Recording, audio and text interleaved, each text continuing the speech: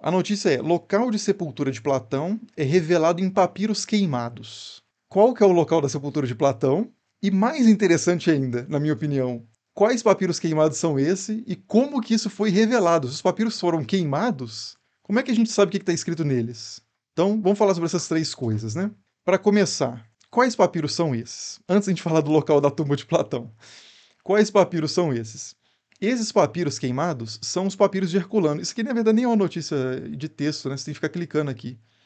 Aí por isso que eu vou para essa aqui. Papiros que sobreviveram à erupção do vulcão, de vulcão revelam o local de sepultura de Platão, ou do Platão mesmo. Então, os papiros de Herculano são o seguinte: os papiros de Herculano, que esse aqui é um exemplo, né?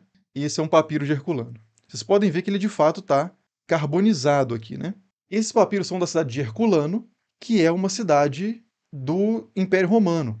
É uma cidade Pompeia e Herculano, né? Vou colocar aqui o mapa. Foram duas cidades aqui do Império Romano, aqui, né? Então aqui vocês têm a Península Itálica, né? E aqui nessa região vocês têm a cidade de Pompeia, a cidade de Herculano, e aqui o Monte Vesúvio, que era um vulcão, né? O vulcão, quer dizer, é de certa forma um vulcão, né? Ainda, o vulcão Vesúvio, que entrou em erupção e destruiu essas duas cidades. Ele cobriu essas duas cidades, isso em 70 mais ou menos, depois de Cristo. Não é 70 não, deixa eu ver a data exatamente aqui. É 79, né? 79 depois de Cristo teve a erupção do Vesúvio. Isso aqui é uma imagem aleatória, né? E foi uma erupção gigantesca que especula-se, né, pela dimensão do estrago que ela causou, que ela pode ter levantado fumaça a mais de 20 quilômetros de altura e lançado, claro, cinzas, né? E pedras também vulcânicas em várias direções. E o próprio calor da erupção é o que provavelmente matou as pessoas antes elas serem atingidas, por exemplo, por lava ou qualquer coisa parecida. Então teve a erupção do Vesúvio, e com essa erupção, as duas cidades, Pompeia e Herculano, foram cobertas de cinzas, como eu disse, e de pedra pomes também. Antes de a gente entrar nessas imagens, são até um pouco perturbadoras, nem vou entrar muito nisso aqui, mas um detalhe. Vocês já viram isso aqui, né? Pedra pomes. Pedra pomes são essas pedras. O que são essas pedras? Isso aqui o pessoal usa para lixar pé, né, e tal. Mas pedra pome nada mais é do que uma espécie de espuma vulcânica, né? Erupção vulcânica, a coisa está borbulhante, né? Cheia de ar ali, gerando essas bolhas. E aí, como isso é rocha, né? A coisa, na hora que ela resfria um pouquinho, ela já solidifica. E aí solidifica com essas bolhas. Então, por isso que tem essas pedras. Então a gente encontra. As cidades foram cobertas, né, de 20 metros de cinzas, aproximadamente, e pedras pomes. Então, por causa disso, apesar disso ter causado uma grande destruição, ao mesmo tempo isso preservou essas cidades. Porque durante séculos, milênios, ninguém acessou o que estava debaixo dessa camada de cinzas e de pedra. Então, lá no século XVIII, é que começaram a escavar essa região, acidentalmente, encontraram ali, começaram a fazer alguma coisa ali. Aí teve uma pilhagem inicial e depois começaram projetos de arqueologia, dessa ciência nascente ali, da arqueologia no século XVIII e no século XIX, XX, essas cidades começaram a ser escavadas e uma preciosidade de documentos, de murais, de mosaicos, de esculturas, de pergaminhos, papiros, né, começaram a ser encontrados nessas cidades. E entre eles os chamados papiros de Herculano, como esse aqui de novo, que eu vou mostrar o estado para vocês, que ficou assim. Ele está assim, mas ninguém pegou. Ninguém usou esse papiro para escrever outra coisa em cima, raspou para escrever alguma coisa em cima, não usou isso para limpar alguma coisa, né? Porque muitos dos documentos antigos que a gente poderia ter hoje foram usados para outras finalidades no curso da história e se perderam. Acabaram se perdendo pelo desgaste, pelo uso, enfim. Esses aqui não, esses se preservaram, só que se preservaram dessa forma. E aí, antes da gente ver como é que isso foi lido e o que foi lido em alguns desses papiros, vale dizer que alguém perguntou no chat aí sobre Herculano, né? E alguém comentou, falou, alguém chamado Herculano até comentou é da minha cidade.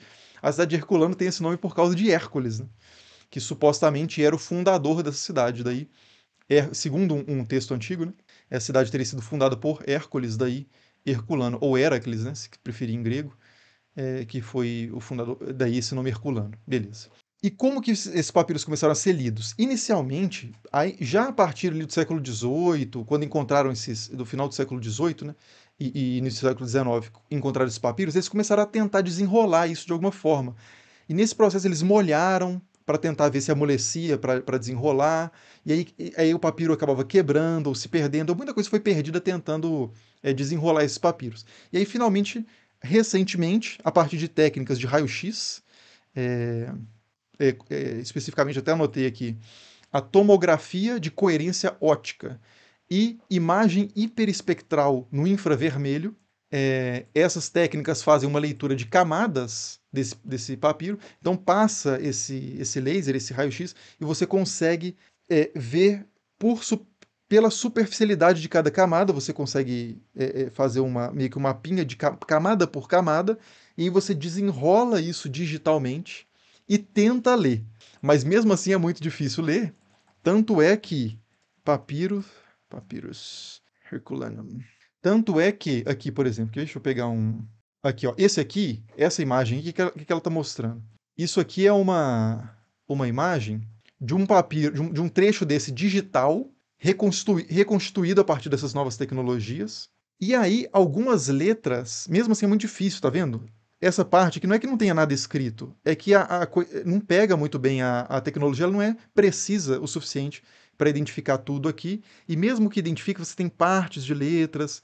Então, algumas coisas você consegue discernir.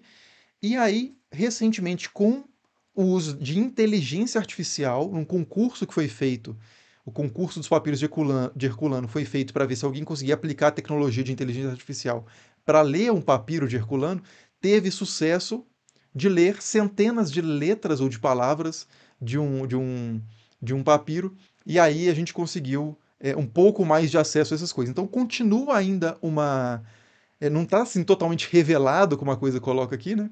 Esses papiros não revelam muita coisa, ainda estão bastante velados, ainda é muito difícil de obter informações a partir desses papiros, mas um texto que a gente conseguiu ler, eu me coloco assim, é, claro que eu não estou envolvido nessas pesquisas, né? Mas eu me coloco aí como um historiador, né? Como entusiasta aí da arqueologia, um acadêmico, eu me coloco aí na turma, né? Mas foi possível identificar uma passagem de um texto que está presente nos papiros de Herculano e que não estava presente em nenhum texto que a gente conhecia. Então não é uma duplicata, não é igual o papiro da infância de Jesus, que a gente já conhecia o texto, mas aí chegou um manuscrito mais antigo. Não. Aqui nesse caso, a gente já tem acesso a um texto inédito, com conteúdo inédito. E esse texto fala sobre onde que Platão foi enterrado, que foi, segundo esse texto, na a própria Academia de Atenas, que era o seu templo, por assim dizer, do conhecimento, né? A sua escola. Ele foi enterrado no jardim, mais especificamente, segundo esse texto, da Academia. E esse texto também fala sobre Platão ter sido vendido como escravo, que era uma informação que a gente já tinha a partir de outros textos, mas ele traz isso diferente. Porque a informação que a gente tinha em Diógenes Laércio, né, que escreve uma biografia antiga de vários filósofos, entre eles Platão, Diógenes Laércio fala que Platão tinha sido vendido como escravo num episódio em que ele estava na corte de um tirano na Sicília. A Sicília não está longe aqui de Herculano, né? Só de curiosidade, né? Aqui é a região da Campanha, na Itália, onde está Pompeia e Herculano, e aqui é a Sicília, né?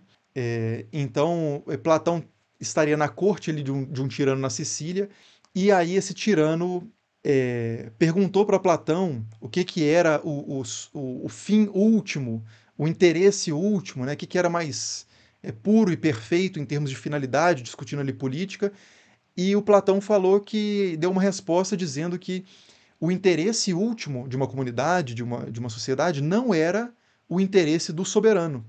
O interesse do tirano não era o suficiente para garantir, para definir o interesse último de uma sociedade. E aí o tirano se incomodou com aquilo, porque Platão estava, de certa forma, relativizando a importância do interesse do soberano diante da coletividade. E aí ele ficou irado e teria, segundo Diógenes Laércio, né, e teria primeiro pensado em executar Platão no ato, mas ele pensou duas vezes e falou assim: não, vou vender Platão como escravo para ser o tutor de ser um irmão dele, um parente lá desse tirano. Então a história que o Diógenes Laércio contava era essa. A história do papiro de Herculano ele coloca isso numa data e numa localização em que essa história não faz sentido. Eu acho que não tem, nesse fragmento que a gente tem, não tem explicação de qual o motivo de Platão ter sido vendido como escravo. Até onde eu vi, não tem. O texto não vai suficientemente nesse sentido, né? Não avança suficientemente nesse sentido. Mas a data e o local que ele dá é diferente, não é a Sicília e não é na data o- que Platão estava na Sicília, né? Segundo o nosso querido Diógenes Laércio. Então, consequentemente, a gente tem aí, e que foi a história do Diógenes é repetida no Plutarco também, e por aí vai. Mas então a gente não tem mais tanta certeza se essa história do Diógenes procede, né? Já que a gente tem um documento aí divergente. Deixa eu ver se acho que tem outra coisa também que ele fala sobre isso, sobre Platão. Ah, sim. Esse texto também traz uma informação inédita que a gente não encontrava em nenhuma biografia de Platão sobre a última noite de Platão, que Platão estava com febre. Não sei se eu anotei aqui exatamente onde que é. Eu não coloquei aqui, mas a Platão estava acometido de uma grande febre e tal, e tinha uma pessoa ali próxima a ele tocando alguma música. E o Platão teria comentado para um conhecido que a música estava péssima e que a pessoa não tinha ritmo nenhum. E no dia seguinte, Platão não resistiu à febre e morreu, né? Mas, assim, é uma história curiosa porque dá a entender que Platão não morreu muito pleno, né? Ele estava meio ranzinza, assim, no seu leito de morte, achando a música local desagradável. É uma curiosidade, assim, que ajuda a compor, é uma coisa, assim, bem secundária na biografia de Platão, mas ajuda a compor um pouco se ela procede, né? Ou se não for uma elaboração aí do próprio autor do papiro, mas se ela procede, ajuda a compor uma certa personalidade, né, desse filósofo tão importante. E isso aí, a Priscila fala que, né, o corpo do Platão está. Ah, não, você fala na morte dele, que ele estava no museu. O museu, né? Não sei se é esse museu que você se refere, Priscila, mas é porque no templo, na academia de Atenas, tinha um espaço dedicado às musas, né? Que era chamado de museu, daí a palavra museu, né? O espaço das musas, que são as figuras, né, associadas às artes, à criatividade, à poesia, à retórica e por aí vai, né? Por isso que o museu nosso tem esse nome hoje. Mas o Platão teria sido enterrado no jardim ali do museu, na próxima academia, né? Agora, onde ele morreu exatamente, eu não sei. E sim, é uma anedota, né? O Tiago diz, né? Mas a anedota não é necessariamente falsa, né? Então, essas são três informações, né, que esse papiro traz, né? Algo sobre o sepultamento mais preciso, que também pode ser falso. Pode ser que a gente não encontrou o corpo de Platão no jardim, a gente encontrou um texto antigo falando onde que Platão foi enterrado. Se esse texto é verdadeiro ou não, outros 500, né? Para comprovar isso, aí é outro nível. Para a gente avançar para um nível de certeza mais profundo, a gente teria que escavar ali e encontrar alguma coisa. Mas então fala da questão do local de sepultamento, da questão da venda dele como escravo, que ele diz que ele foi vendido em 404 a.C. ou 399 a.C. e não em 387, na ocasião que outros biógrafos tinham dito. E também tem esse comentário sobre ele não estar muito satisfeito com a música tocada na sua última noite ali, né? Ah, e uma coisa importante que eu esqueci de comentar também, né? Esses papiros, eu tô mostrando esse o tempo inteiro, né? Eu tô mostrando esse aqui que é bonitinho, que tá submetido à tecnologia aqui do escaneamento nessa foto, mas a gente tem vários papiros, né? São 1.800, cerca de 1.800 papiros, não necessariamente grandes assim, e não necessariamente nesse estado, mas são cerca de 1.800 papiros encontrados em Herculano, numa região que é chamada de Vila dos Papiros, né, por causa disso. O Eragus falou que já sabiam sobre a erupção desse vulcão, do vulcão Vesúvio, né? Antes de escavarem já, é uma região de terremotos também, né, associados à atividade sísmica ali. Então o vulcão era conhecido. Sim, e há registro em textos. Que pena eu ter lido essa mensagem sua só agora, que tem 21 minutos que você escreveu. Espero que você esteja aí. Mas falando em texto sobre a erupção do Vesúvio, a gente tem testemunhos oculares da erupção do Vesúvio em Plínio o Jovem, que era um governador da região da Bitínia, mas ele era um nobre, né, um cara da classe senatorial ali, romana, sobrinho de Plínio o Velho, e ele escreve sobre a erupção do Vesúvio, a destruição da cidade de Pompeia e Herculano, e o tio dele, o Plínio o Velho, que talvez seja até mais famoso do que o Plínio o Jovem, né? O Plínio o Velho escreveu História Natural, ou Histórias Naturais, que é uma espécie de enciclopédia romana sobre vários temas, fala sobre dragões, unicórnios, inclusive, vários remédios populares na Roma. É um texto fascinante. E o Plínio o Velho, ele morreu nesse contexto. Segundo o próprio Plínio Jovem, o tio dele morreu trabalhando no resgate ali de pessoas vítimas ali do vulcão, né? Da erupção vulcânica. O Plínio o Velho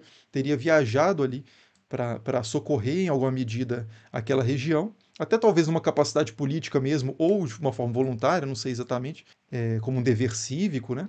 E ele foi para lá e morreu, né? Talvez por inalação de cinzas, né? Mas a gente tem esse registro, sim, de contemporâneo, né, da erupção. E sim, algumas pessoas escaparam, sim. O Vinícius perguntou aqui, alguém escapou dessa erupção? Escapou, porque ele começou a dar sinais de erupção com mais ou menos um dia de antecedência.